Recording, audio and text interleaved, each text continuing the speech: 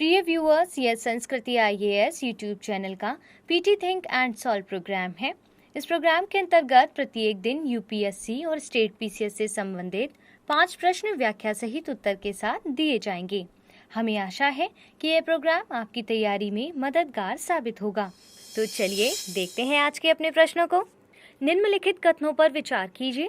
पहला, बाल अधिकारों पर संयुक्त राष्ट्र सम्मेलन 20 नवंबर 1989 को अपनाया गया था तथा यह सदस्य राष्ट्रों को 15 वर्ष से कम उम्र के बच्चों को सशस्त्र बलों में भर्ती करने से रोकता है। उपयुक्त में से कौन से कथन सही है? केवल एक, केवल दो, एक और दो दोनों, ना तो एक ना ही दो।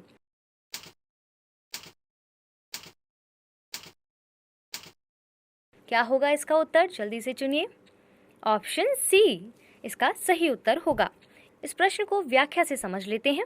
संयुक्त राज्य अमेरिका ने अपनी वार्षिक ट्रैफिकिंग इन पर्सन्स रिपोर्ट के तहत प्रकाशित चाइल्ड सोल्जर रिक्रूटर लिस्ट में पाकिस्तान तथा 14 अन्य देशों को शामिल किया गया है। 15 वर्ष से कम उम्र के बच्चों की सैनिकों के रूप में भर्ती या उपयोग बाल अधिकारों पर संयुक्त राष्ट्र सम्मेलन तथा जिनेवा सम्मेलनों के अतिरिक्त प्रोटोकॉल दोनों द्वारा निषिद्ध है। बाल अधिकारों पर संयुक्त राष्ट्र सम्मेलन 20 नवंबर 1989 को अपनाया गया था तथा 2 सितंबर 1990 को इसे लागू किया गया था। वर्तमान में 193 देशों ने इसकी पुष्टि की है। इसके तहत 18 वर्ष से कम उम्र के बच्चों को सीधे शत्रुता में शामिल करने से रोकने के लिए राष्ट्रों को सभी संभव उपाय सुनिश्चित करने आवश्यक होते हैं। यह राष्ट्रों को 15 वर्ष से कम उम्र के बच्चों को सशस्त्र बलों में भर्ती करने से रोकता है। अंतर्राष्ट्रीय अपराध न्यायालय की रोम संविधि के तहत इसे युद्ध अपराध भी माना जाता है। इस प्रकार से एक और दो कथन सही है और इसीलिए इसका सही उत्तर क्या था? Option C. देखते हैं आज के अपने दूसरे प्रश्न को। हाल ही में केंद्र सरकार ने नई वैक्सीन परीक्षण प्रयोगशाला की स्थापना को मंजूरी दी है, जिसे स्थापित किया जाएगा अहमदाबाद, हैदराबाद, पुणे, नई दिल्ली।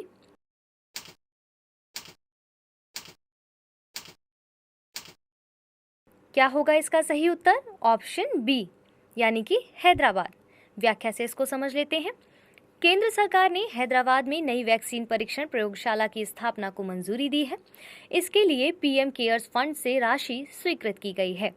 हैदराबाद के राष्ट्रीय पशु जैव प्रौद्योगिकी संस्थान में स्थापित यह प्रयोगशाला जैव प्रौद्योगिकी विभाग के अधीन होगी।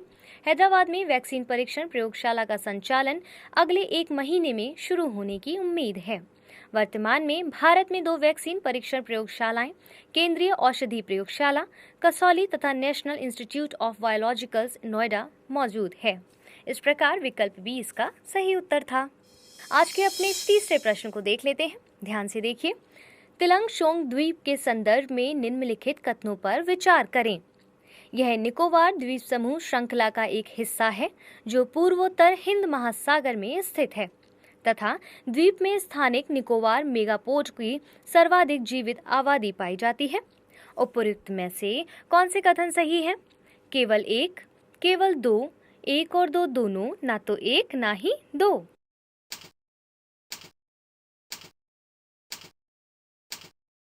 क्या होगा इसका सही उत्तर? बताइए। ऑप्शन सी यानी कि उपयुक्त दोनों ही कथन ठीक है, लेकिन थोड़ा और समझने की कोशिश करते हैं। व्याख्या को देख लेते हैं। तिलंगशोंग द्वीप निकोबार द्वीप समूह श्रृंखला का एक हिस्सा है जो बंगाल की खाड़ी और अंडमान सागर के बीच पूर्वोत्तर हिंद महासागर में स्थित है।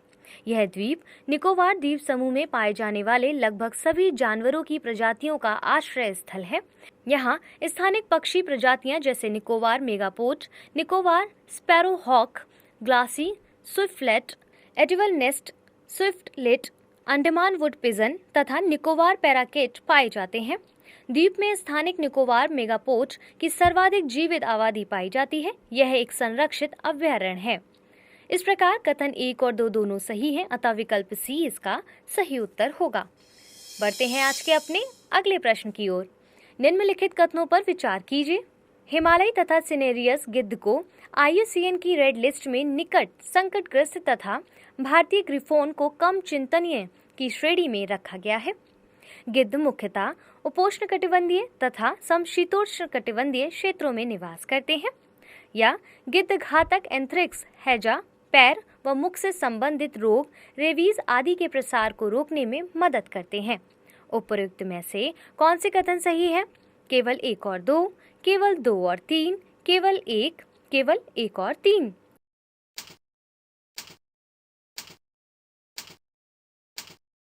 क्या होगा इसका सही उत्तर? बताइए। Option D.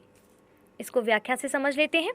Valmiki tiger reserve Bihar में 150 गिद्ध देखे गए हैं, जिसने संरक्षित क्षेत्र में गिद्ध संरक्षण योजना को प्रेरित किया है।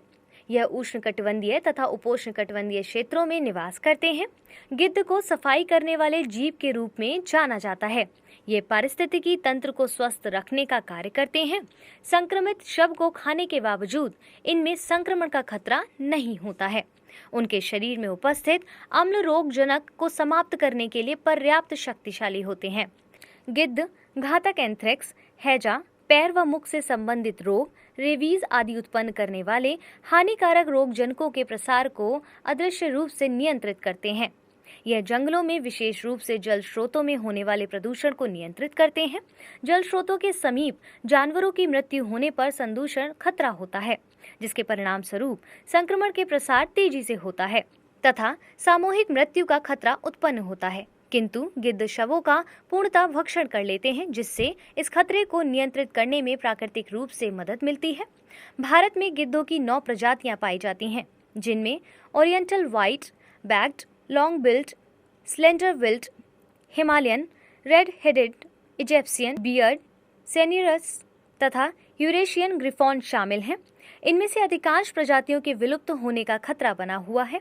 IUCN की रेड लिस्ट में oriental white backed, slender billed, long build, red headed को गंभीर रूप से संकटग्रस्त, इजिप्शियन गिद्ध को संकटापन्न, हिमालयी वियर्ड सिनेरियस को निकट संकटग्रस्त तथा भारतीय ग्रिनॉफ को कम चिंतनीय की श्रेणी में रखा गया है। पशुओं के लिए डाइक्लोफेनाक दवा का उपयोग किया जाता है, जिससे गिद्ध द्वारा मरे हुए पशुओं के शवों का भक्षण करने से उनकी किडनी के फेल होने का खतरा रहता है। इसके अतिरिक्त मानव जनित गतिविधियों के कारण उनके प्राकृतिक आवासों की क्षति, भोजन की कमी तथा दूषित भोजन तथा विद्युत लाइनों से टकराने के कारण इनको खतरा बना हुआ है। इस प्रकार से कथन 1 और 3 सही है, जबकि कथन 2 गलत है, और इसीलिए इसका सही उत्तर क्या था? Option D. आज के अपने अंतिम प्रश्न को देख लेते हैं। स्वामी विवेकानंद के संदर्भ में निम्नलिखित कथनों पर विचार कीजिए। ध्यान से देखिए। उन्होंने वेदांत तथा योग जैसे भारतीय दर्शन का विश्व भर में प्रसार किया था तथा उन्होंने आंतरिक शुद्धता तथा आत्मा की एकता के आधार पर नीति एवं नैतिकता का एक नया सिद्धांत प्रतिपादित किया था। उपयुक्त में से कौन से कथन सही है? केवल 1, केवल 2, 1 और 2 दोनों, ना तो 1 ना ही 2।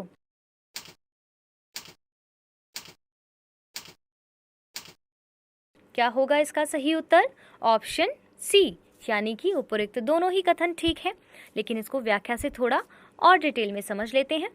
4 जुलाई 2021 को विश्व प्रसिद्ध आध्यात्मिक गुरु स्वामी विवेकानंद की 119वीं पुण्यतिथि का आयोजन किया गया।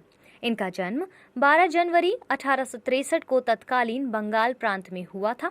बचपन में उन्हें नरेंद्रनाथ दत्त के नाम से भी जाना जाता था। 4 जुलाई 1902 को मात्र 39 वर्ष की अवस्था में पश्चिम बंगाल के बेलूर मठ में उनकी मृत्यु हो गई थी। उन्होंने वर्ष 1893 में शिकागो में आयोजित विश्व धर्म संसद में भारत का प्रतिनिधित्व करने के लिए संयुक्त राज्य अमेरिका की यात्रा की, जहां उन्होंने विश्व के समक्ष हिंदू धर्म का परिचय दिया। स्वामी विवेकानंद के गुरु का नाम रामकृष्ण परमहंस था, जिनके नाम पर उन्होंने वर्ष 1897 में उन्होंने रामकृष्ण मठ तथा रामकृष्ण मिशन की स्थापना की, जो मूलतः एक भारतीय सामाजिक धार्मिक सुधार आंदोलन से संबद्ध थे। वेदांत तथा योग जैसे भारतीय दर्शन को विश्व भर में प्रसारित करने में विवेकानंद की महत्वपूर्ण भूमिका है। उन्होंने आंतरिक शुद्धता तथा आत्मा की एकता के आधार पर नीति एवं नैतिकता का एक नया सिद्धांत प्रतिपादित किया है। वर्ष 1984 में भारत सरकार की घोषणा के बाद स्वामी विवेकानंद के जन्म दिवस 12 जनवरी को राष्ट्रीय युवा दिवस के रूप में भी मनाया जाता है। इस प्रकार कथन 1 और 2 दोनों सही है, और इसीलिए इसका विकल्प सी इसका सही उत्तर था।